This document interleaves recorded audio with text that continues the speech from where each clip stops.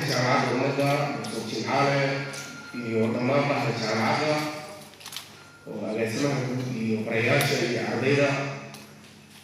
iyo waalidiinta wasiir ku-xigeenka amniga galmudug oo runtii u ahay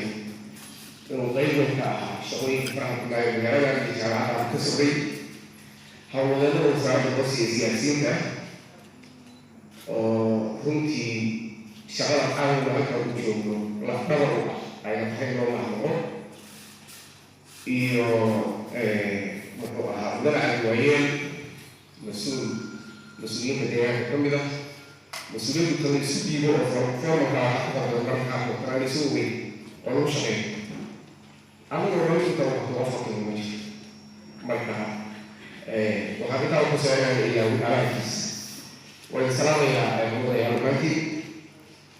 runtii farxadda loo tacaawinaa halkaan isugu nimid annagoo waxa projectka mashruuca ku joognaa uu yahay mid ka mid a ballanqaadyadii safarkii u dambeeyey wasiir cabshuur iyo ra-iisul wasaaraha iyo wasiirada fara badan halkaan ugu yimaadeen jaamacadda ay ku soo dhaweyseen ay ka hadleen ballanqaadkii uu wasiirku yahay sida uu sheegay muxuu ahaa xiriiryaheeda waa runtiis dhammaan inta badan dadka meesha joogaa waxay ahayd ardayda jaamacadda ummadda soomaaliya anaa ugu yaraa markan hal sana inta laga caydi waa laga hurto laga caydi kuma macsanada ka fog runtii waxaan si gaara abaal uga qiya oo aan rabaa inaa waxay doonaysa jaamacadda ummadda taariikhda soo noqoshadeeda professor Jimcaale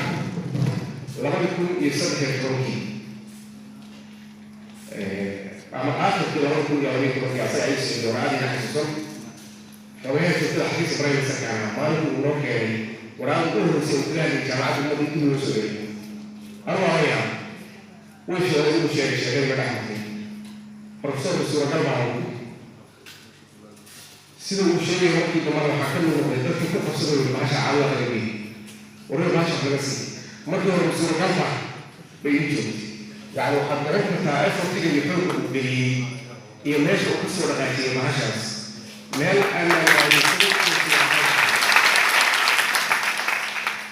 marka institutionkan aynu caawa